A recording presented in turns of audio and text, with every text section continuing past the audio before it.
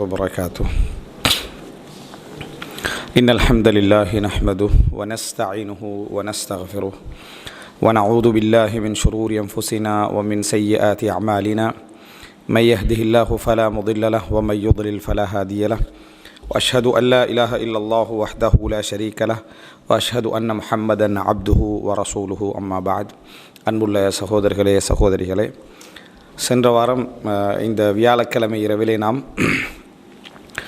அல் குர்ஆனுடன் நபிகளார் என்கின்ற தலைப்பில் ரசூலுல்லாஹி ஸல்லல்லாஹு அலைஹி வஸல்லம் அவர்களுக்கு வழங்கப்பட்ட முதல் அறிவும் அவர்கள் பெற்றுக்கொண்ட முதல் அறிவும் அவர்கள் கற்றுக்கொண்ட முதல் அறிவும் இந்த அல் குர்ஆன் தான் என்ற அந்த பகுதியை தொகுத்து நம்ம சுருக்கமாக சொல்லியிருந்தோம். இன்றைய தினம்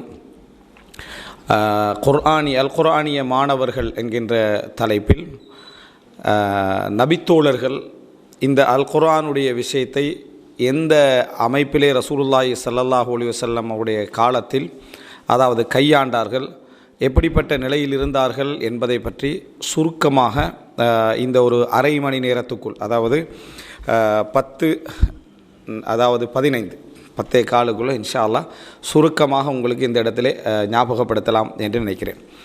அன்புள்ள சகோதரர்களே, அல்லாஹு ரப்புல் ஆலமீன் குர்ஆனிலே நபித்தோழர்களுடைய ஆரம்ப நிலையை சொல்லுகின்ற பொழுது உம்மியூன்கள் என்று அல்லாஹு தஆலா சொல்கிறான்.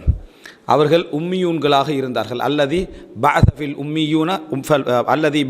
உம்மீன ரசூலா, எழுத படிக்க தெரியாத மக்களுக்கு மத்தியில் அவர்களிலே அல்லாஹு தஆலா ஒரு தூதரை அனுப்பினான் அப்படின்னு சொல்கிறான். அப்போ அவர்களுக்கு உம்மியா அப்படி என்று சொல்கிறது என்னென்னா, உம்மண்ட தாய் சார்ந்தவன் என்ற அர்த்தம். அப்படின்னா பிறந்த டைமில் எப்படி இருந்தாரோ அதே நிலைமையில் என்ன செய்கிறது இருக்கிறது, தாய் சார்ந்தவராக என்ன செய்கிறது இருக்கிறது, ஆரம்ப நிலையில் இருக்கிறது. அதான் உம்மியா அப்படி என்ற அந்த வார்த்தை பிரயோகத்துக்கு சொல்லுவாங்க. அதனால தான் ரசூல் ஸல்லல்லாஹு அலைஹி வஸல்லம் அவர்கள் அந்த உம்மியத்தை பற்றி சொல்கிற டைமில் இன்னா உம்மத்துன் உம்மியா, நாங்கள் உம்மியத்தான ஒரு சமுதாயம் அப்படின்ட்டு ரசூலுல்லாஹி ஸல்லல்லாஹு அலைஹி வஸல்லம் சொல்கிறாங்க. உம்மியத்து ஒரு சமுதாயத்துக்கு பொதுவாக சிறப்பானதல்ல. ஆனால் சில இடங்களில் உம்மியத் மிகச் சிறப்பானது, வரவேற்கத்தக்கது. பிறந்த இயல்பிலேயே இருப்பது வரவேற்கத்தக்கது. அப்படி உம்மியத்தாக இருக்க வேண்டிய சில இடங்கள் உண்டு. அந்த இடத்துல எங்களுக்கு கல்வி வரவும் கூடாது, அந்த கல்வி தேவையும் இல்லை, அதில் பிரயோசனம் இல்லை. அது சமுதாயத்தை தலைகீழாக என்ன செஞ்சிடும், மாற்றிவிடும். அதை விட அந்த உம்மியத் ஃபித்ரத்துடைய நிலையிலேயே இருப்பது மிகவும் சிறந்தது. அது தவிர உம்மியத் ஒரு சிறப்பான ஒரு அம்சம் அல்ல. ரசூலுல்லாஹி ஸல்லல்லாஹு அலைஹி வஸல்லம் எங்கெல்லாம் இன்னா உம்மத்துன் உம்மியா அப்படின்னு சொல்கிறாங்க, ஒரு உம்மியத்தான சமுதாயம் என்று சொல்கிறாங்களோ அது விமர்சிக்க சொல்லலை. ரசூலுல்லாஹ் அதை பாராட்டி தான் என்ன செய்கிறாங்க சொல்கிறாங்க. அந்த இடத்துல எங்களோட உம்மியத்தை என்ன செய்யக்கூடாது, போகக்கூடாது, அதே நிலையில் என்ன செய்யணும், இருக்கணும். அதனால் பலன்கள் உண்டு என்ற அடிப்படையில் தான் ரசூல் ஸல்லல்லாஹு அலைஹி வஸல்லம் அதை சொல்கிறாங்க. இப்போ அல்லாஹ் தஆலா குர்ஆனில் ரசூலுல்லாஹி சஹாபாக்களுடைய நிலையை சொல்லுகின்ற பொழுது அல்லதி பஅஸ ஃபில் உம்மீன ரசூலா, எழுத வாசிக்க தெரியாத அந்த மக்களுக்கு மத்தியில் அல்லாஹு தஆலா ஒரு தூதரை அனுப்பினார். ரசூலுல்லாஹி ஸல்லல்லாஹு அலைஹி வஸல்லம் அவர்களை பற்றி சொல்கின்ற பொழுது அந்நபி அல் உம்மி, எழுத வாசிக்க தெரியாத ஒரு தூதர் அப்படி என்று சொல்லி அல்லாஹு தஆலா என்ன செய்கிறான், சொல்லி காட்டுகிறான். இந்த இடத்துல நீங்கள் பார்த்தீங்கன்னு சொன்னால், ஒரு மனிதனுக்கு அறிவை கொடுப்பதற்கும் அறிவை பெறுவதற்கும் தேவையானது ரெண்டு. ஒன்று எழுத்து, ரெண்டாவது எழுதக்கூடிய அறிவு, வாசிக்கக்கூடிய அறிவு. இந்த ரெண்டு இல்லாமல் ஒருவர் ஒரு அறிவை கொடுப்பதற்கும் அறிவை பெறுவதற்கும் வழி அவருக்கு கிடைச்சிட்டா இது தேவையில்லை. இந்த ரெண்டும் இல்லாமல் அறிவை கொடுப்பதற்கும் அறிவை பெறுவதற்கும் வழி கிடைச்சிட்டேன்னு வைங்களேன், இது தேவையில்லை. எழுதாமல் வாசிக்காமல் அறிவை கொடுப்பதற்கும் அறிவை எடுப்பதற்கும் வழி கிடைச்சிட்டா. ரசூலுல்லாஹி ஸல்லல்லாஹு அலைஹி வஸல்லம் அவர்களுக்கு அல்லாஹு தஆலா என்ன அதைத்தான் கொடுத்தான். ரசூல் ஸல்லல்லாஹு அலைஹி வஸல்லம் அவர்களுக்கு அல்லாஹு தஆலா எழுத படிப்பிக்கவும் இல்லை, வாசிக்க என்ன செய்யலை, படிப்பிக்கவும் இல்லை. ஆனால் அதன் மூடாக என்ன கிடைக்கணுமோ அதை அல்லாஹு தஆலா என்ன செய்தான், கொடுத்தான். அதை ரசூல் ஸல்லல்லாஹு அலைஹி வஸல்லம் அவங்களுக்கு கிடைச்சிது. உண்மையில் ஒரு ஊரில் படித்தவரா இல்லையான்னு பார்க்குறதுக்கு அரசாங்கத்தால் சொல்கிற ஒரே அளவுகோல் எழுத தெரியுமா வாசிக்க தெரியுமான்றது தான். ஆனால் அது ரெண்டும் ஊடகம் மட்டும்தான். ஒரு ஆளுக்கு எழுத தெரியும் ஆனால் எதையும் எழுதினதில்லை, ஒரு ஆளுக்கு வாசிக்க தெரியும் எதையும் வாசித்ததில்லை, ஆனால் அவர் படித்தவர். ஒரு அரசாங்க அடிப்படையில் என்னது, அவர் படித்தவர். காரணம் என்னென்னா அவருக்கு எழுதவும் தெரியும் வாசிக்கவும் தெரியும், ஆனால் எதையும் எழுதினதில்லை, எதையும் வாசித்ததில்லை. அப்படின்னா அந்த ஊடகத்தினூடாக எதையும் அவர் என்ன செய்யலை, பெற்றுக்கொள்ளவில்லை. இவருக்கும் ஒரு ஆளுக்கு எழுதவும் தெரியாது வாசிக்கவும் தெரியாது, நிறைய அறிவு பெற்றிருக்கிறார். அவரிடையில கம்பேர் பண்ணால் அவர் தான் என்ன சிறந்தவர். அந்த அடிப்படையில் அல்லாஹு ரப்புல் ஆலமீன் யூத கிறிஸ்தவர்களை உணர்த்துகிறான். அந்த யூத கிறிஸ்தவர்கள் நாங்கள் படித்தவங்க, நாங்கள் படித்தவர்கள். அப்போ அல்லாஹ் தஆலா வசனம் இருக்கிறான். அதை உண்மையில் அவங்க எழுத வாசிக்க தெரிஞ்சவங்க, படித்தவங்களா இருந்தாங்க, வேதத்தை படித்தவங்களா இருந்தாங்கன்றதால பெருமை அடித்தாங்க. அப்போ அல்லாஹ் தஆலா வசனம் இறக்குறான். என்ன? வமின்ஹும் லா யஅலமூனல் கிதாப இல்லா அமானிய வ இன்ஹும் இல்லா யதுன்னூன்.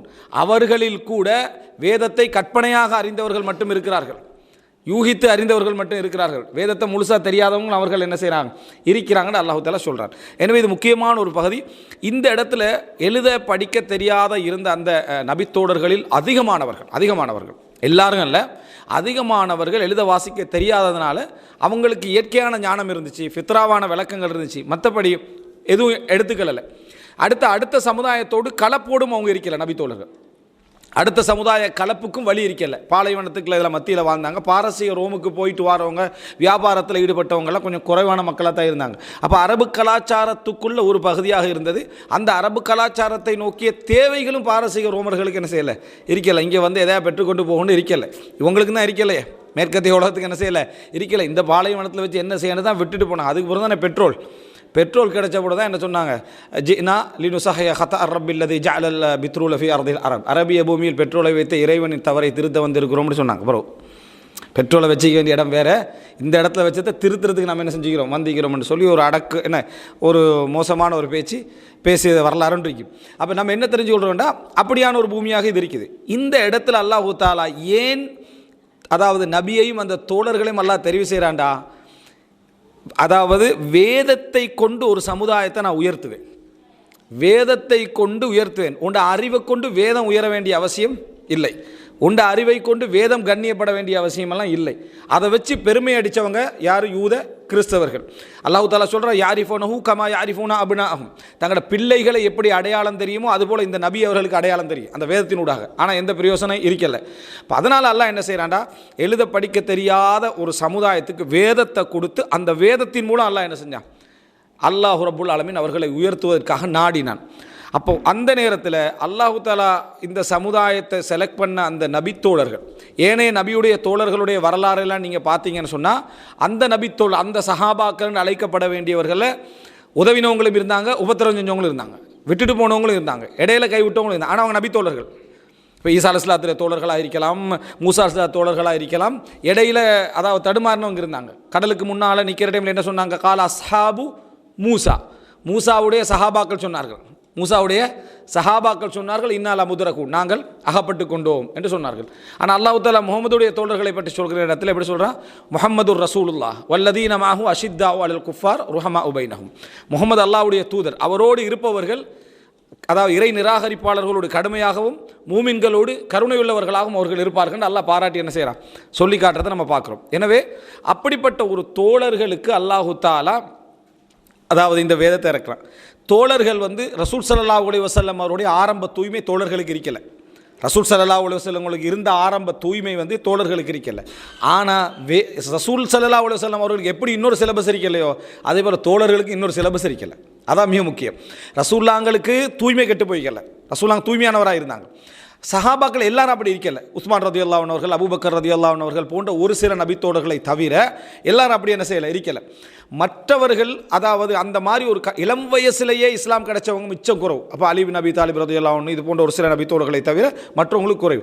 இந்த மாதிரி ஒரு கட்டத்தில் சஹாபாக்கள் தூய்மையில் ஆரம்ப கட்டத்தில் அவங்களுக்கு இல்லாமல் இருந்தாலும் சிலபஸில் ஃபஸ்ட்டு என்ன, அல் குர்ஆன் தான். வேறு சிந்தனையை படிச்சிருக்கவும் இல்லை, வேறு வாசிப்பும் அவர்களுக்கு இல்லை, ஏனைய கலப்பும் இல்லை. இன்னும் சொல்லப்போனால் மதீனத்து அரபிகள் இருக்கிற மதீனத்து நபித்தோழர்கள், அவர்களாவது யூதர்களோட கொஞ்சம் இருந்து அவர்களோட ஒப்பந்தம் பண்ணி அவர்களோட வாழ்ந்துக்கிட்டு இருந்தால் ஓரளவு அறிவாவது அவர்களுக்கு என்ன செஞ்சு இருந்துச்சு. மக்கத்து மக்களுக்கு அதுவும் இருக்கலை. அப்போ அந்த அடிப்படையில் சிலபஸ் எடுத்துக்கினீங்கன்னா சஹாபாக்களுடைய அந்த இடம் தான் என்ன செய்யுது, ஃபஸ்ட்டு குர்ஆன் தான் அவங்களுக்கு வருது. அதனால் அல்லாஹ்வுடைய ஏற்பாடை பாருங்கள். இப்போ ரசூல் ஸல்லல்லாஹு அலைஹி வஸல்லம் அவங்களுக்கு போன முதல் சிலபஸ் நம்ம அல் குர்ஆன்னு சொன்னோம். அல்லாஹ் தஆலா நபிக்கு கொடுத்த முதல் பணி, இஸ்லாத்துக்கு ஏற்று வரக்கூடியவர்களுக்கு கொடுத்த முதல் பணி என்ன தெரியுமா, யுஅல்லிமுஹுமுல் கிதாப வல் ஹிக்மா. அவங்க செய்ய வேண்டிய முதல் வேலை என்னன்னு சொன்னால் வேதத்தை கற்றுக் கொடுத்தல்.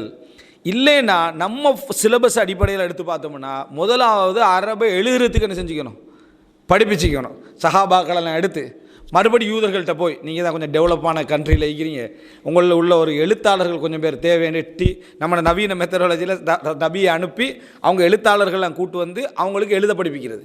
அவன் எழுத மட்டுமா படிப்பிப்பான்? எழுத படிப்பிக்கிற டைமில் என்ன எல்லாத்தையும் சேர்த்து படிப்பிச்சு விட்ருவான். உதாரணமெல்லாம் அதாக தான் இருக்கும். கந்தன் மாட்டை வணங்கினான். நம்ம படிக்கிற தமிழ் பாடம் செய்கிறது தானே, எழுவாய் பயனில் தானே படித்தான். எழுவாய் பயனில் அந்த எழுச்சியில் எந்த பயனும் இல்லை. அதை தான் படித்து கொடுக்குறான் அவன். சரியா? அதை தான் படித்து கொடுக்குறான். இந்த மாதிரி அவன் போடுற உதாரணத்துலேருந்து எல்லாமே என்ன செய்யும், அவன்கிட்ட சிலபஸாக இருக்கும். எழுத வாசிக்க கற்றுக் கொடுக்கல ரசூலுல்லாஹ். ஐயோ அல்லி முஹமுல் கிதாப், வேதத்தை கற்றுக் கொடுத்தாருன்ட்டு அப்படியே நம்மளோட சிலபஸ் அதில் அப்ளை பண்ணுறது. எப்படி வேதத்தை கற்றுக் கொடுத்தாருன்ட்டு இந்த நம்ம ஆரம்ப நேசரிக்கலாம் அதை சொல்லிக் கொடுக்குறேன். வேதத்தை பார்த்தீங்களா, ஃபஸ்ட்டு நீங்கள் எழுத படிக்கணும். அதுக்கு இதுக்கு சம்மந்தம் இதா? அதுக்கு இதுக்கு எந்த சம்மந்தம் இல்லை. முதலாக ஐயோ அல்லி முஹமுல் கிதாபை, வேதத்தை கற்றுக் கொடுத்தாருண்டா எழுத வாசிக்கிறதுக்கல்ல, எழுத வாசிக்கல கற்றுக் கொடுத்த. வேதத்தில் என்ன இருக்குதோ அதை கற்றுக் கொடுத்தான். வேதத்தில் யாருக்கு எழுத முடியுமோ அவங்க எழுதுவார்கள், யாருக்கு வாசிக்க முடியுமோ அவங்க வாசிப்பாங்க, யாருக்கு கேட்டு விளங்க முடியுமோ அவர்கள் கேட்டு விளங்கி கொள்வார்கள். கேட்டு விளங்கியவர்கள் எழுத தெரிஞ்சவங்கள்ட்ட கேட்டு எழுத எடுத்து வைக்கிற, படிக்கிற தெரிஞ்சவங்கள்ட்ட படிச்சுக்கிறது. அப்துல் ரஹ்மான் இப்னு அவுஃப் எல்லாம் உமர் ரதியல்லாஹுவோட காலத்தில் இப்னு அப்பாஸ் ரதியல்லாஹுவோட படிச்சுக்கிட்டு இருந்தாங்க குர்ஆன். எந்த காலத்தில்? உமர் ரதியல்லாஹுவோட காலத்தில் இப்னு அப்பாஸ் ரதியல்லாஹுவோட படிச்சுட்டு இருக்கிறாங்கன்னா வயசில் யாரு கூட? அப்துல் ரஹ்மான் இப்னு அவுஃப் கூட. ரசூலுல்லாஹ் மரணிக்கிற டைமில், அதாவது இப்னு அப்பாஸ் ரதியல்லாஹுக்கு வயது 13. ஆனால் அந்த 10 வயசில் அவர் முஃபஸ்ஸலை முழுசாக என்ன செஞ்சிருந்தார், படித்து முடிச்சிருந்தார். முஃபஸ்ஸல்னா காஃபில் இருந்து சூரத்து நாஸ் வரைக்கும் உள்ள பகுதி அப்படியே மனநம் விட்டு விளங்கி படித்து முடிச்சிட்டார். யார்? இப்னு அப்பாஸ் 10 வயசு. 10 வயசில் படித்து முடிச்சிட்டார். ரசூலுல்லாஹ் மரணிக்கக்குள்ள இப்னு அப்பாஸ் 13 வயசு. அப்துல் ரஹ்மான் இப்னு அவுஃப் எல்லாம் வந்து ஜிஹாது காலத்தில் உதவி செய்கிற அளவுக்கு பெரிய வசதியானார்கள். ஆனால் குர்ஆனை யார்கிட்ட படித்தாங்கன்னா இப்னு அப்பாஸ் ரலியல்லாஹு அன்ஹு செஞ்சாங்க, படித்தார்கள். எனவே சஹாபாக்கள் எழுத்து வாசிப்பு என்ற படித்தல் அதுக்கு எல்லாத்துக்கும் மேலாக எதை படித்தாங்கன்னு சொன்னால் குர்ஆன் என்ன சொல்லுது, குர்ஆன் என்ன எடுக்குது அப்படின்ட்டு. அப்போ இந்த ஒரு மெத்தட் ஒருவருடைய முதல் சப்ஜெக்டாக இருக்கணும். பயான்கள் உரைகள் எல்லாம் கேட்டு போட்டு நம்ம பயான் கேட்க வருது, வந்தவங்களுக்கு அரபி படிப்பிக்கிறேன்னு எடுத்துகிட்டு போய்த்துருது. சரியா? குர்ஆனை படித்ததும் இல்லை, ஹதீஸை படித்ததும் இல்லை, ஃபிக்ஹை படித்ததும் இல்லை. அவர் அரபிக் இன்னும் படிச்சுட்டு 10 வருஷமாக என்ன செய்கிறாரு, அரபிக் படிச்சு முதலாவது வந்த உடனே என்ன செய்யணும்னா, ஓகே அரபிக் படிக்கிறேன் நல்லது, சிலபஸ் படிக்கிறேன் நல்லது, எல்லாம் செய்யுங்க. ஆனால் மெயினான சப்ஜெக்டை விட்டுறாங்க. என்ன? குர்ஆனை குர்ஆனை அவர் என்ன சொல்கிறாரோ அந்த அறிவை அப்படியே எடுக்கிறது, விளக்கத்தை அப்படியே எடுக்கிறது, அதை நாங்கள் படிச்சுக்கிறது. இது எழுத்தின் மூலமும் வாசிப்பின் மூலமும் மட்டும்தான் படிக்கணும். கேட்டல் மூலம் என்ன செய்யலாம், விளங்கலாம், படிச்சுக்கலாம். சஹாபாக்களுடைய பெருவாரியான அறிவு கேட்டல் அறிவு தான். சஹாபாக்களுடைய பெருவாரியான அறிவு எப்படி இருந்துச்சுன்னா கேட்டல் அறிவு தான் இருந்துச்சு. அந்த அடிப்படையில் தான் அவர்கள் அந்த செய்திகளை எல்லாம் பெற்றுக்கொண்டு படித்து கொண்டிருந்தார்கள். எழுத்து அறிவு வாசிப்பு அறிவு கிடைக்கிறது நியாமத், அது நியாமத் இல்லாமல் இல்லை. ஆனால் நபியுடைய வேலையாக எழுத்த படித்து கொடுக்குறதோ என்ன வாசிக்கிறத படித்து கொடுக்குறதோ இருக்கலை. ரசூல் ஸல்லல்லாஹு அலைஹி வஸல்லம் எடுத்து யுஅல்லிமுஹுமுல் கிதாப் வல் ஹிக்மா, அவர்களுக்கு வேதத்தையும் ஹிக்மத்தையும் என்ன செஞ்சார், படித்து கொடுத்தார். அப்போ அந்த நபித்தோழர்களை வச்சு அவங்களுக்கு அட்வைஸ் பண்ணுறது, அவங்களுக்கு சொல்லிக் கொடுக்கறது, குர்ஆனை ஓத வைக்கிறது, இந்த மாதிரியான வேலைகளை தான் ரசூல் ஸல்லல்லாஹு அலைஹி வஸல்லம் என்ன செய்தார்கள். எத்தனையோ நபித்தோழர்கள் ரசூலுல்லாஹ் இருக்கிற காலத்தில் குர்ஆனை என்ன செய்வாங்க, ஓதுவார்கள் மனனத்தால், விளங்குவார்கள் விளக்கத்தால், தொழுவிப்பார்கள் மனனத்தால். இந்த அடிப்படையில் தான் ரசூல் ஸல்லல்லாஹு அலைஹி வஸல்லம் உடைய அந்த தலீம் என்ன செஞ்சது இருந்தது. எனவே சஹாபாக்களுடைய முதல் சிலபஸாக இருந்ததும் அதுதான், சஹாபாக்களுடைய முதல் சிலபஸாக இருந்ததும் அல் குர்ஆன் அப்படி என்றதை நம்ம என்ன செய்யணும், புரிந்து கொள்ள வேண்டும்.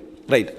அப்படின்னா சஹாபாக்களில் எழுத தெரிந்தவர்கள் இருந்தார்களே, சஹாபாக்களில் எழுத தெரிந்தவர்கள் இருந்தார்கள். அப்போ எழுத தெரிந்தவர்கள் இருக்கக்கூடியவர்களுக்கு ரசூல் ஸல்லல்லாஹு அலைஹி வஸல்லம் சஹாபாக்களோட 2வது சப்ஜெக்ட் இது. முதல் சப்ஜெக்ட் கேட்டல் மூலம் படித்தார்கள். ரசூலுல்லாஹ்களுக்கு முதல் பணி அல் குர்ஆன் அவங்களுக்கு என்ன செய்யுது, படித்து கொடுக்குறது. அதுதான் அவங்களுடைய கல்வி, அதுதான் அவங்களுடைய தூய்மையான திறந்த இதயத்துக்குள்ளே போய் முதலாவது சேர்ந்தது. இந்த அதாவது வேதத்துடைய அறிவு தான் அவங்களுக்கு என்ன செஞ்சது, முதலாவது போய் சேர்ந்தது. அப்படின்னா யோசிச்சு பாருங்கள், அல்லாஹு தஆலா இறக்கின வசனங்கள், சஹாபாக்களுக்கு அறிவாக இறக்கின வசனங்கள், இக்ரா பிஸ்மி ரப்பிக்கல்லதி ஹலக் முதலாவது, சூரத்துல் முத்தஸிர் அடுத்தது, அதுக்கு பிறகு சூரத்துல் முஸம்மில். இப்படியான அந்த விஷயங்களை தான் அல்லாஹ் அறிவாக என்ன செய்கிறான், சஹாபாக்களுக்கு கொடுக்குறான். ரசூல் ஸல்லல்லாஹு அலைஹி வஸல்லம் படிக்கிறாங்க, ரசூலுல்லாஹ் படிப்பிச்சு கொடுக்குறேன் சஹாபாக்களுக்கு. சஹாபாக்கள் இப்படி ஒரு தேவையில் இருந்தாங்களா, என்னடா இது ஓகே ரசூல் ஸல்லல்லாஹு அவர் தெரிஞ்ச வகையே படித்து தராரு, நம்ம மற்ற சிலபஸ் விஷயங்கள் இருக்குதே அதுக்கெல்லாம் நம்ம பாரசீகத்துக்கும் ரோமுக்கு என்ன செய்யணும், போயிட்டு வரணும் என்ற மாதிரி எங்கேயாவது ஒரு சஹாபாக்கள் திங்க் பண்ண மாதிரி ஒரு சப்ஜெக்டுக்கான்னு கேட்டால் இல்லை. அந்த மாதிரி திங்க் பண்ண மாதிரி ஒரு சப்ஜெக்ட் இல்லை. ஜென்ரலாக அவங்களுக்கு இருந்தது, பொதுவாக அடிப்படையாக இருந்ததெல்லாம் இதுதான். அவங்களுடைய டோட்டல் சிலபஸும் இந்த அமைப்பில் தான் என்ன செஞ்சு இருந்தது. அப்போ ரசூலுல்லாஹ் அதை படிப்பிக்கிறாங்க. அடுத்த ரெண்டாவது கட்டம் என்ன சஹாபாக்களுடைய நிலையில் இருக்குன்னு சொன்னால், சஹாபாக்கள் முதலாவது எழுதினது குர்ஆனை தான். அவங்களோட முதல் எழுத்து என்ன? அவங்களோட எல்லா, அதாவது அந்த எழுத தெரிஞ்ச நபித்தோழர்கள் அவங்க ஸல்லல்லாஹு அலைஹி வஸல்லமோட இதுக்கு பின்னால் அவங்க எழுதினது முதலாவது எழுத தெரிந்தவர்கள் அல் குர்ஆன். அல் குர்ஆன் ரசூல் ஸல்லல்லாஹு அலைஹி வஸல்லம் முதலாவது சஹாபாக்களை பணியமர்த்தின எதுவேல மன்னர்களுக்கு கடிதம் எழுதுறதா கணக்கு வழக்கு பார்க்குறதான்னு கேட்டால் இல்லை. ரசூல் ஸல்லல்லாஹு அலைஹி வஸல்லம் என்ன செஞ்சாங்கன்னா, யாருக்கெல்லாம் எழுத தெரியுமோ அவர்களுக்கெல்லாம் குர்ஆனை எழுத என்ன செஞ்சாங்க, வைச்சாங்க. எந்த அளவுக்கு கண்டால் சில, அதாவது அபூ சயீத் அல் குத்ரியோட செய்தியில் வருது, ரசூல் ஸல்லல்லாஹு அலைஹி வஸல்லம் சொன்னதாக. அது ரசூலான காலத்தில் அந்த நடைமுறை இருந்துச்சா அல்லது அபூ சயீத் அல் குத்ரி சொன்னாரான்னு தனியான ஒரு இது இருக்குது. எப்படி சொல்கிறேன், லா தக்துபு அன்னி இல்லல் குர்ஆன், என்னிடமிருந்து குர்ஆனை தவிர வேறு எதையும் என்ன செய்ய வேண்டாம், எழுத வேண்டாம்.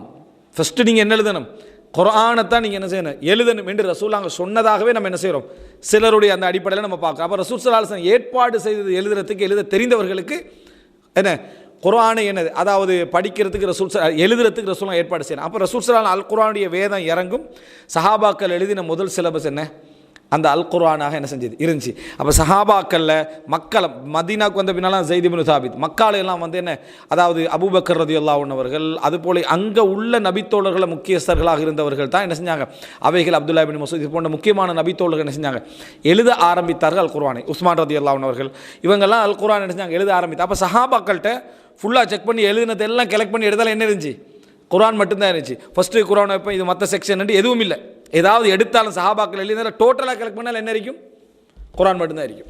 அப்போ அவர்கள் எழுதினது இதனால தான் இஸ்லாமிய சமுதாயத்தில் இன்று வரைக்கும் அறிஞர்களாக உருவாகக்கூடிய மக்கள்கிட்ட அரபுலகத்தில் மிகவும் முக்கியத்துவப்படுத்தி இருக்கக்கூடிய முதல் சிலபஸ் அண்டையில் இன்று வரைக்கும் என்ன தெரியுமா, குர்ஆன் தான்.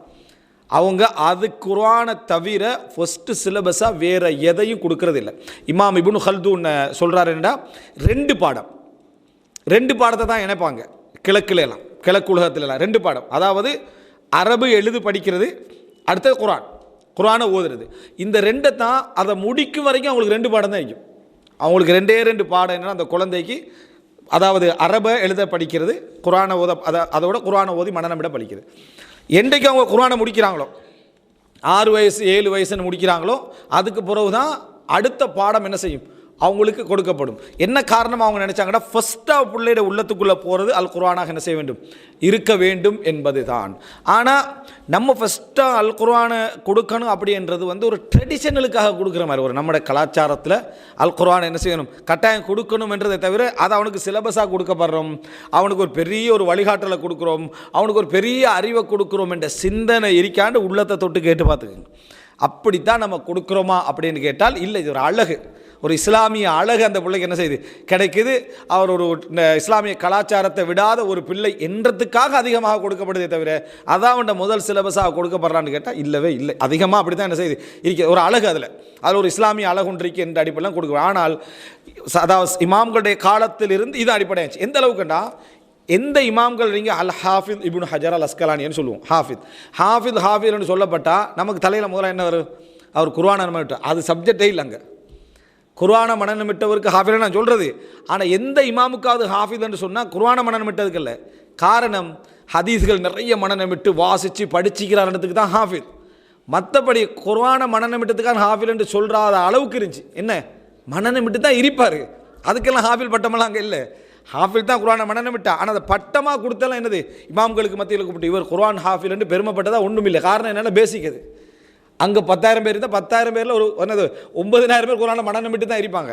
அதனால் அதை காட்டுறதுக்கான எந்த ஏற்பாடும் என்ன செய்யலை, அங்கே இருக்கல. யாரையாவது ஹாஃபில் என்று அறிஞர்களில் சொல்லப்பட்டால் அதுதான் அர்த்தம். எங்கேயாவது ஷேக் பின் பாஸை படிக்கிற டைமில் அல் ஹாஃபித் ஷேக் பின் பாஸ்ன்னு கேட்டுக்கிறீங்களா, இல்லை அல் ஹாஃபித் இப்னு உஸைமின் கேட்டுக்கிறீங்களா. என்ன காரணம்னா அது பேசிக். அந்த அளவுக்கு அல் குர்ஆனுடைய சில கலாச்சாரமாகவே இருந்துச்சு, அது ஒரு கலாச்சாரமாகவே இருந்தது. இப்போ எங்கள்கிட்ட அந்த கலாச்சாரம் இருக்குது, ஆனால் 2 பிரித்து இருக்குது. நான் ஏற்கனவே சொன்ன மாதிரி 2வது பிரித்து என்ன செய்யுது, அது இருக்கக்கூடிய ஒரு சிச்சுவேஷனை பார்க்குறோம். அப்போ சஹாபாக்களுடைய 2வது அம்சமாக அல்லாஹு தாலா பொறுப்பு கொடுத்த, நபிக்கு பொறுப்பு கொடுத்த விஷயங்களில் உண்டாகணுச்சுன்னா கிதாபத்துல் வஹியை எழுதுதல், வஹியை எழுத பழக்குதல். எந்த அளவுக்கு வளம் இருந்துச்சுன்னா, வஹியை தங்கட கையால் எழுதி குர்ஆன் பிரதி ஒன்று வச்சுக்கிறது அது பரக்கத்தாக நினைஞ்சாங்க. அதை வச்சுக்கணும். பரக்கத்தினால் அந்த குர்ஆனை தான் நான் முதலாக எழுதுனேன், குர்ஆனை தான் நான் வாசிக்கிறேன். அவங்க தனித்தனி பிரதி, இப்போ பிரிண்ட்ரிக்கத்தால் அது இல்லை, தனித்தனி பிரதியாக ஒவ்வொரு வீட்லையும் குர்ஆன் இருந்துச்சு. நீங்கள் நினச்சி பார்க்கணும், இன்றைக்கு இந்த பள்ளிக்குள்ள அவ்வளோ குர்ஆன் இருக்குது, நம்ம வீடுகளெல்லாம் அவ்வளோ பிரதிகள் இருக்குது, குர்ஆன் நிறைஞ்சு வழிகிறது. அன்றைக்கு அப்படி இருந்துக்குமா? எழுதணுமே கையால். அதனால் ஒரு வீட்டில் ஒரு முஸ்ஹாஃப் இருக்கிறதுக்கு பிரித்து கொள்வாங்க. நீங்கள் இந்த டைமில் ஓதுங்க, நீங்கள் இந்த டைமில் ஓதுங்க, அவங்கவுங்க முஸ்ஹாஃப் எடுக்கணுமே என்ற அளவில் அந்த எழுத்து முறைகள் இருந்துச்சு. இன்றைக்கு தான் அது அந்த சப்ஜெக்டை எல்லார கையிலும் எல்லாரும் கூட இல்லாட்டி எப்போ இருக்குது இந்த லெவலுக்கு ஆகிட்டு. எனவே ரெண்டாவது அம்சம், அதை குர்ஆனை அதாவது அல்லாஹு தஆலா முதல்ல குர்ஆனை கற்றுக் கொடுத்தல் முதல் பணி, அதை எழுத வைத்தல் ரெண்டாவது பணி. நம்மளோட தரத்தீப்பில் ரெண்டு, ஃபஸ்ட்டு அது வந்துடும், இது ரெண்டாவது வந்துடும். சரியா? முதலாவது விளங்குறது, அதை கேட்குறது, படிக்கிறது, புரிகிறது, அமுல்படுத்துறது முதல் பணி. இரண்டாவது பணி தான் என்ன? எழுதுதல் அப்படி என்ற பகுதி. அப்போ இந்த அடிப்படையில் தான் ரசூல் ஸல்லல்லாஹு அலைஹி வஸல்லம் அவர்களுடைய தஅவாவும் பணியும் இருந்துச்சு. இது ரெண்டாவது அம்சம். மூணாவது, இப்படி உருவாக்கப்பட்ட சஹாபாக்களோட சிந்தனையில் என்ன இருக்கும்? இப்போ நம்ம ஒரு குழந்தைக்கு என்ன கொடுக்குறோமோ அந்த அடிப்படையில் தான் பிள்ளையுடைய அந்த பதிலும் இருக்கும். இந்த அடிப்படையிலேயே வளர்க்கப்பட்ட சஹாபாக்களுடைய சிந்தனையில் முழுசாக எது பதிஞ்சிருந்ததுண்டா, ஏவல் விளக்கல், கூடும் கூடாது, செய்யணும் செய்யக்கூடாது, நம்பணும் நம்பக்கூடாது, டோட்டல் எதிர்பார்ப்பு மேலுக்கு தான் இருந்துச்சு. வஹி தான். எப்படி ஆதாரம் காட்டுறாங்கடா சஹாபாக்களுடைய பேச்சுக்களை பாருங்கள். நம்ம குர்ஆனில் இருக்கான்னு கேட்பேன் தானே, அது சஹாபாக்கள் எப்படி சொல்லுவாங்கன்னா, நாங்கள் இதை செய்து கொண்டிருந்தோம், அப்போ குர்ஆன் இறங்கிக்கிட்டு தான் இருந்துச்சு. நாங்கள் இந்த வேலையை செய்வோம், அப்போ குர்ஆன் இறங்கி கொண்டு தான் இருந்துச்சு. அந்த அந்த காலத்தில் நாங்கள் இந்த வேலையை செய்திருக்கிறோம், குர்ஆன் இறங்கி கொண்டிருக்கின்ற காலத்தில் இந்த வேலையை செய்திருக்கிறோம். இந்த வார்த்தை என்னத்தை சொல்லுது? அதாவது குர்ஆனில் இருக்கி இல்லைன்னு சொல்லலாமா உங்களுக்கு? அதாவது குன்னா நஅஸில் வல் குர்ஆனு யன்ஸில், அஸில் சட்டத்தை சொல்கிற சந்தர்ப்பம். கணவன் மனைவி உறவு கொண்டு விட்டு குழந்தை தங்காமல் விலகிக் கொள்வதற்குதே, அந்த அஸில் சட்டத்தை ஜாபிர் நாங்கள் சொல்கிற டைமில் கூட என்ன சொல்கிறாருன்னா, குன்னா நஅஸில், அந்த மாதிரி நம்ம செய்வோம், வல் குர்ஆனு யன்ஸில், குர்ஆன் இறங்கி கொண்டிருக்கக்கூடிய சந்தர்ப்பத்தில் தனி மனிதனாக குடும்ப ரீதியாக அறையில் நடக்கக்கூடிய விஷயத்துக்கு எங்களுக்கு தடை வரலை என்றதை எப்படி சொல்கிறார் பாருங்க. நாங்கள் அந்த மாதிரி ஈடுபடுவோம், ஆனால் அவள் குர்ஆன் எங்களுக்கு அதை என்ன செய்யலை, கணவன் மனைவி அப்படி ஈடுபட்ட டைமில் அதை தடை செய்யவில்லை அப்படின்னா அவங்க மொத்தமாக அவங்க இப்படி ஆதாரம் காட்டலாமா? நம்மளோட சிந்தனையில் எப்படி, நம்ம சிலபஸ் ரெண்டும் வேறுன்றதுனால எப்படி இருக்கும்டா, அந்த இதுக்கெல்லாம் நம்ம குர்ஆன் ஆதாரம் காட்டணுமா, அது சப்ஜெக்டாக இருக்காது அப்படின்னு தான் இருக்கும். சஹாபாக்கள் டோட்டல் அந்த ரசூலாங்க 23 வருஷத்தை எப்படி பார்க்குறேன்னா, குர்ஆனால் கவர் பண்ணப்பட்டதா?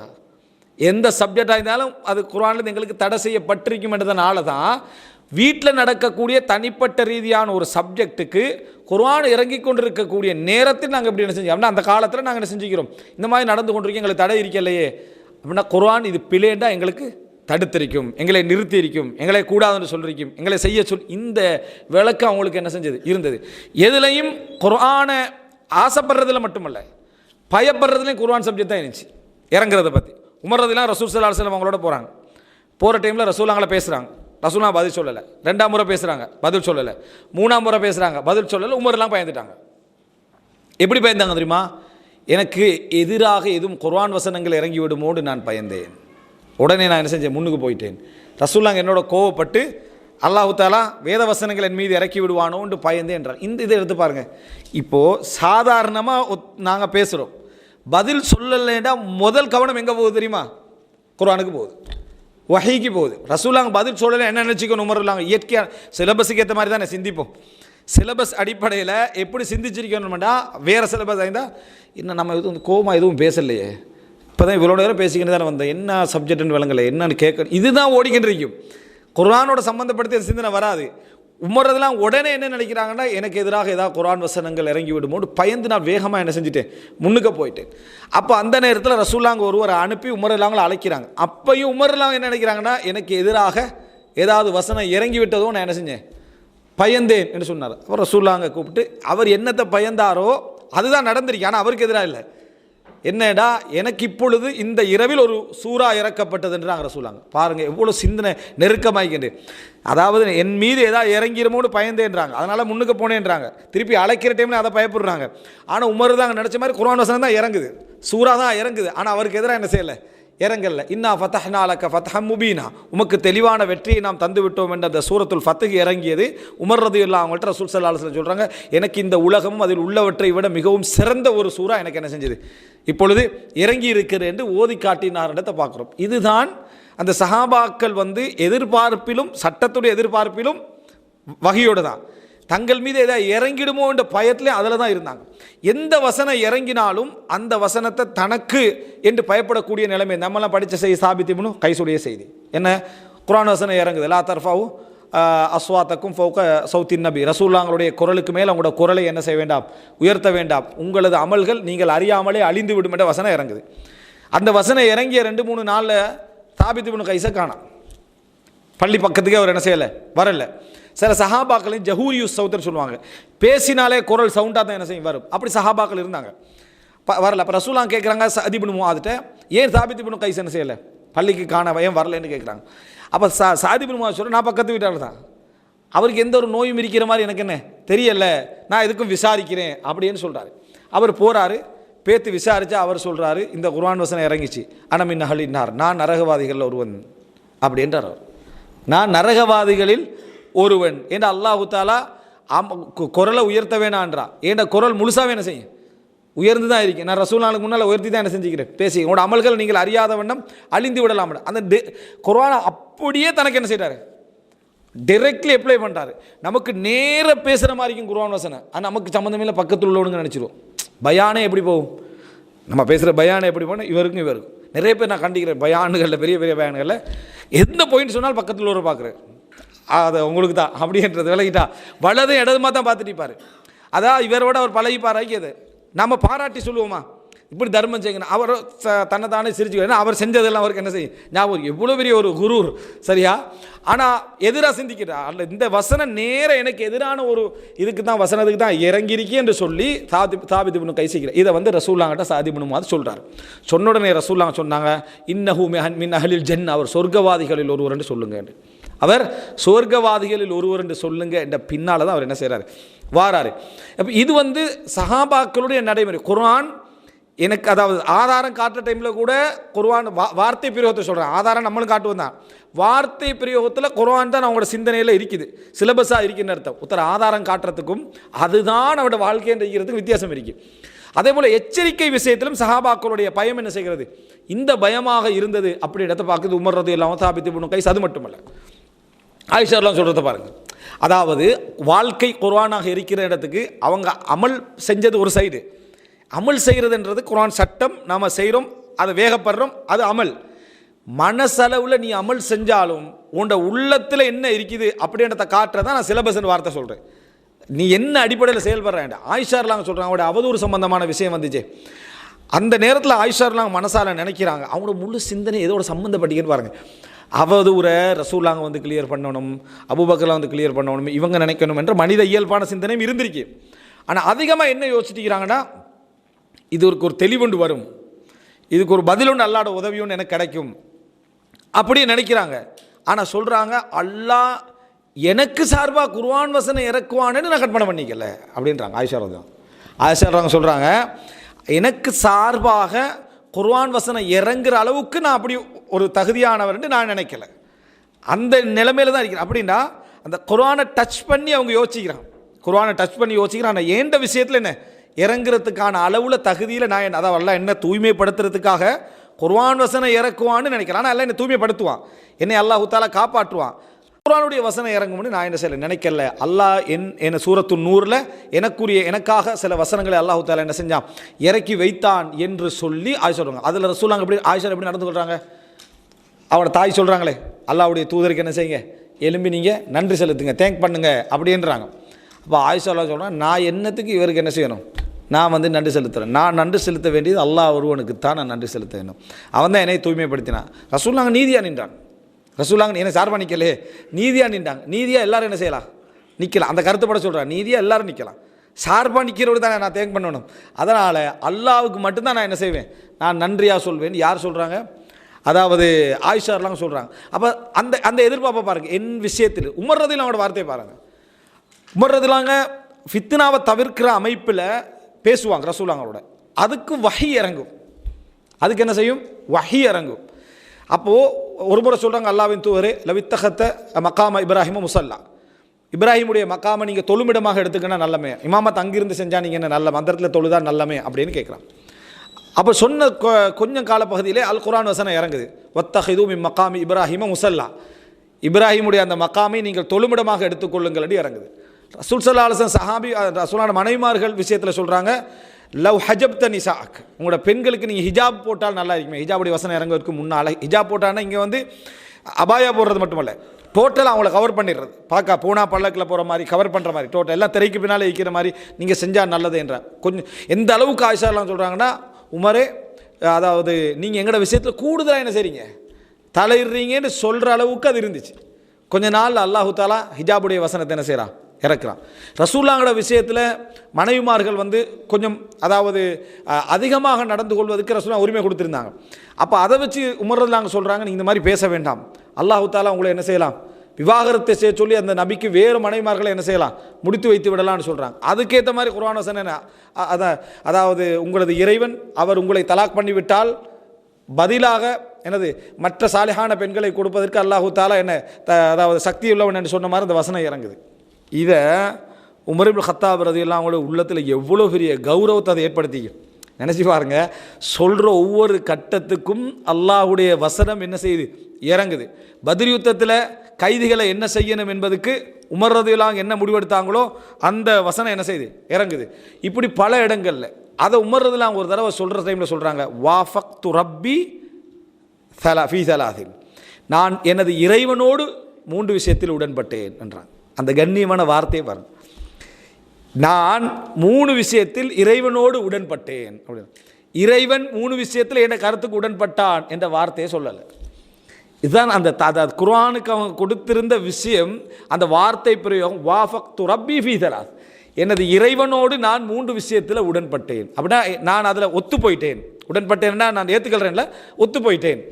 இறைவனுடைய வகைக்கு ஏற்ப நான் 3 விஷயத்தில் ஒத்து போயிட்டேன்னு சொல்கிறாங்க. இது கண்ணியம். இப்போ இப்ராஹிம் அலைஹிஸ்ஸலாம் பாருங்கள், சொல்கிற டைமில் என்ன, அவன் தான் எனக்கு உணவளிக்கிறான், அவன் தான் எனக்கு நீர் புகட்டுகிறான், நான் நோய்வாய்ப்பட்டால் அவன் தான் என்னை குணப்படுத்துகிறான்டா.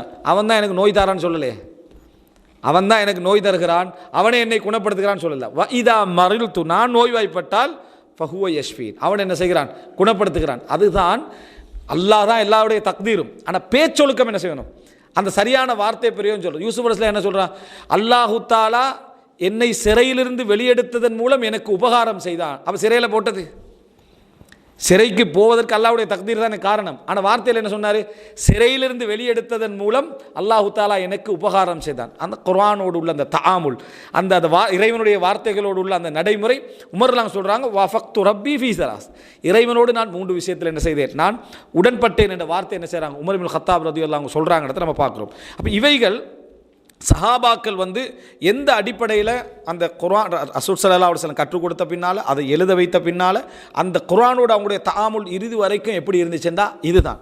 சஹாபாக்களுடைய அந்த இறுதியாக இந்த செய்தியை சொல்லி முடிச்சு கொடுறேன். அந்த கவலையுடைய பாயிண்ட் அப்படியே உம்மு ஐமன் ரலியல்லாஹு என்ன செய்கிறாங்க விளங்கப்படுத்துகிறாங்க. உம்மு ஐமன் ரலியல்லாஹு அவங்கள ரசூலுல்லாஹ் எப்படி விசிட் பண்ண போவாங்களோ அதுபோல் அபூபக்கர் ரலியல்லாஹு உமர் ரலியல்லாஹு ரசூலுல்லாஹ் மரணத்துக்கு போகிற என்னது விசிட் பண்ண போகிறாங்க. அப்போ ஒரு நாள் என்ன சொல்கிறாங்கன்னா, திடீர்னு அழுதாங்க. ஏன் அழுகிறீங்க, அல்லாஹ்வுடைய தூதருடைய மரணத்துக்கு பின்னால் அல்லாஹ்வுடைய தூதருக்கு அங்கே ஹைர் தானே இருக்கும், அல்லாஹ்ட்ட ஹைர் தானே இருக்கும், அப்போ நீங்கள் அழணும். நான் அல்லாஹ்வுடைய தூதருக்கு ஹைர் தான் இருக்கும் என்றது தெரியாமல நான் என்ன செய்யலை அழலை. நான் அழுவதெல்லாம் அல்லாஹ்வுடைய தூதர் இருக்கின்ற பொழுது வஹி இறங்கி கொண்டிருந்துச்சு. எங்களுக்கு வஹைக்கு ஒரு தொடர்பு, இறைவனுடைய செய்திக்கான தொடர்பு இருந்துச்சு. அது கதின் கத்தா, இப்போ என்ன அது முடிஞ்சிச்சு, அதை நினைத்து தான் அழுகிறேன் என்று சொன்னபோது ஃபஹய்யஜத் ஹுமா அலல் புக்கா, அந்த இருவருக்கும் அழுகை ஏற்படுத்தி விட்டார்கள். யார், உம்மு ஐமன் ரலியல்லாஹு அன்ஹா. அந்த இருவருக்கு என்ன அழுகை ஏற்படுத்திட்டாங்க. அந்த ரசூலுல்லாஹ்வோட பிரிவை கூட அவங்க சபரா பண்ணிட்டு இருக்கிற டைம் சபராயிக்கிறாங்க, அது நல்லது தானேன்றாங்க. அப்படி சொன்ன சஹாபாக்களே வஹி வந்து துண்டிக்கப்பட்டு விட்டது என்ற செய்தியை சொன்னோன்னே அழுதாங்க. இப்போ மரணத்தை நினச்சி அல்லாஹ்வுடைய தூதருக்கு ஹைர் தான் இருக்கும் என்றதை அதாவது விளங்கித்தான் பொறுமையாக்கிறாங்க. ஆனால் அதுக்கு மேலதிகமாக ஒரு விளக்கம் கொடுக்குறா உம்மு ஐமன், வஹி இல்லையே, இப்போ எங்களுக்கு அந்த தகவல் இல்லையே, அல்லாஹ்ட்டின் இறங்கி கொண்டு அந்த செய்தி இல்லை ஒன்றுன்னு அவங்களுக்கு பொறுமையாக இருக்க சொன்ன 2 நபித்தோழருக்கு என்ன செஞ்சுட்டு அழுக வந்து யார், அபூபக்கர் உமர் ரலியல்லாஹு அன்ஹு 2 பேருக்கும் அழுக வந்தது நம்ம என்ன செய்யணும் பார்க்குறோம். இப்போ இது இந்த இடங்கள் எல்லாம் வந்து மிக முக்கியமான பிரதானமான இடங்கள். நம்ம குர்ஆனை விளங்குகிறோம், குர்ஆனை படிக்கிறோம், குர்ஆன் இதெல்லாம் நினைக்கிறோம், எங்களோட சிலபஸானு மட்டும் திருப்பி சிலபஸ் என்று சொல்கிறதுக்கான காரணம், சிலபஸ் என்ற வார்த்தை புனிதம் அல்ல, சிலபஸுக்கு நம்ம கொடுத்திக்கிற புனிதம். நம்ம வந்து சிலபஸுக்கு கொடுத்திக்கிற புனிதத்தால் தான் நான் சொல்ல வரேன்.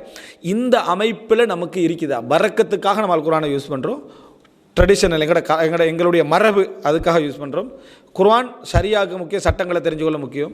உலக வாழ்க்கையிலேருந்து எங்களுடைய டோட்டல் நாடி நரம்புலேருந்து அல் குர்ஆன் தான் எங்களுடைய அதாவது வாழ்க்கை வழிகாட்டி என்கின்ற சிந்தனை எங்களுக்கு இருக்குதான்னு கேட்டால் இல்லை. அந்த மாதிரியான ஒரு அம்சம் என்ன இல்லை என்பதை நம்ம புரிந்து கொள்ள வேண்டும். எனவே சஹாபாக்கள் எப்படி இந்த அதாவது அல் குர்ஆனிய மாணவர்கள் என்ற அந்த சப்ஜெக்ட் நான் சொன்னதுக்கான படிப்பு என்றது தான். மற்ற சப்ஜெக்ட் குர்ஆன் ஒரு செய்தி வருது, சஹாபாக்கள் உடனே கட்டுப்பட்டார்கள், அதுக்கு செயல்பட்டார்கள், அதுக்கு ரியாக்ட் பண்ணார்கள் என்பது தாக்கம், அது குர்ஆன் ஏற்படுத்தின தாக்கம். ஆனால் படிப்பும் குர்ஆன் தான். படிப்பு இப்போ இன்றைக்கும் தாக்கம், சிலபஸ் படிக்கிறது வேறு, தாக்கம் குர்ஆனில் இருக்குது அந்தளவு, சிலபஸ் வேறு. அதனால தான் அது கொஞ்ச நாளில் அப்படி இப்போ குர்ஆன் ஓதவும் கூட கிடைக்கிறது இல்லை. சில நான் அந்த வேலையில் பிஸி ஆகிக்கிறதாலே அது ஒரு வேற ஒரு மெத்தடில் சொல்கிறத நீங்கள் பார்க்கலாம். அதுதான் பிரதானம் என்ற அமைப்பில் இல்லாத பேச்சுக்கள் ஈமான் உள்ள நல்ல மாணவர்கள்ட்ட நல்ல மனிதர்கள்ட்டெல்லாம் என்ன செய்யும் அதிரிக்கும். அப்படி இல்லாமல் சஹாபாக்களுடைய அந்த பகுதியில் எப்படி ரசூல் ஸல்லல்லாஹு அலைஹி வஸல்லம் அவங்களுக்கு அல் குர்ஆனோடு உள்ள அந்த தொடர்புகள் இருந்துச்சோ அதே மாதிரி தான் சஹாபாக்கள்ட்ட என்னது ஏற்படுத்தினாங்க ரசூல் ஸல்லல்லாஹு அலைஹி வஸல்லம் அவங்க. அதே அமைப்பில் தான் கடைசி நிமிஷம் வரைக்கும் சஹாபாக்களுடைய இருந்துச்சு. கடைசி நிமிஷம் வரைக்கும் மௌத்து வரைக்கும் அந்த குர்ஆனுடைய விஷயத்தில் சஹாபாக்களுக்கு வேறு எந்த சிலபஸும் தாக்கம் செலுத்தாத அமைப்பில் இருந்தாங்க. ஒரே ஒரு இன்னொரு செய்தி, அதாவது இம்ரான் இப்னு ஹுசைன் ரலியல்லாஹு அன்ஹு உட்கார்ந்துட்டு இருக்கிறாங்க. அந்த டைமில் அல் ஹயாஉ குல்லுஹு கைர், எல்லா வெட்கமுமே நல்லது தான் என்றாங்க இம்ரான் இப்னு ஹுசைன். அது ஹதீஸோடு சம்மந்தப்பட்டது தான், எல்லா வெட்கமே நல்லதுன்றார். அதில் பக்கத்தில் ஒருத்தர் சொல்கிறாரு மின்ஹு ஹைர் வ மின்ஹு ஷர், அதில் நல்லது மிகி கெட்டது மிகின்றார். நம்ம சிலபஸ் மற்ற சிலபஸ் சரியா, மற்ற சிலபஸை படித்தவர் அவர் சொல்கிறாரு என்ன, அதில் நல்லதும் இருக்குது கெட்டதும் இருக்குன்றார். இம்ரான் ஹுசைன் சொல்கிறாரு அல் ஹயா குல்லுஹு ஹைர், என்ன ரசூல் அல் ஹயா மினல் ஈமான்ட்டான், வெட்கம் ஈமான் உள்ளது. சஹாபாக்களுக்கு அவ்வளோதான் தெரியும். அப்போ சஹாபாக்கள் சொல்கிறார் திருப்பி அவர் மின்ஹு ஹைர் வ மின்ஹு ஷர், ரெண்டு வகை வெட்கம், ரெண்டு வகை பிரித்தாலே விளங்கிக்க வேண்டிய சிலபஸ் வேறு சரியா, அதில் நல்லதும் இருக்குது கெட்டதும் இருக்கின்றார். மூணாவது முறை சொன்ன உடனே இம்ரான் ஹுசைனுக்கு சந்தேகம் வருது, ஒரு வேளை நயவஞ்சகராய்ப்பாரோ, நான் திருப்பி ரசூலாங்க சொன்னு பேசுகிறேன், நயவஞ்சகராய்ப்பான். அப்போ பக்கத்தில் உள்ளவங்க சொல்கிறாங்க இல்லை அவர் நல்ல மனிதர் தான், வேறு படிப்பு வேறு வாசிப்புகள் என்ன செஞ்சுக்கிறாரு செய்கிற அந்த வார்த்தையை சொல்லலை, நான் சொன்ன வார்த்தையை சொல்லலை, அந்த மாதிரி இவர் என்ன வேறு ஹிக்மத்தான புத்தகங்களை படித்ததுனால வந்த விலை என்ற மாதிரி ஒரு விளக்கத்தை என்ன செய்கிறாங்க சொல்கிறாங்க. அதோட இம்ரான் ஹுசைன் என்ன செஞ்சார் அமைதியாயினார். இதுதான் சப்ஜெக்ட். அதாவது நம்ம இன்னொரு பகுதியுடைய வாசிப்பு செய்கின்ற பொழுது நமக்கு ஏற்படுகின்ற சிந்தனை குர்ஆனுக்கு எதிராக போகும். சஹாபாக்கள முதல் சிலபஸாக குர்ஆன் இருந்து மற்றவைகள் என்ன செய்வாங்க அதை பார்க்கக்கூடியவர்களாக இருந்தார்கள் என்பது இம்ரான் ஹுசைன் செயல்பாட்டிலே நம்ம என்ன செய்யணும் பார்க்கிறோம். அல்லாஹ் ரப்புல் ஆலமீன் இந்த விஷயத்தை நான் சொன்ன இந்த மையக்கருவை சரியான முறையில் புரிந்து அல் குர்ஆனோடு தஆமுல் செய்யக்கூடிய மக்களாக பழகக்கூடிய மக்களாக அல்லாஹ் ரப்புல் ஆலமீன் இம்மானவரி மாக்கியல் புரிவானா. ஹாதா மா இந்தி வல் இல்மு இந்தல்லாஹ் வ அகூலு கௌலி ஹாதா வ அஸ்தக்ஃபிருல்லாஹ் லி வ லக்கும். வஸ்ஸலாமு அலைக்கும் வ ரஹ்மத்துல்லாஹி வ பரகாத்துஹு.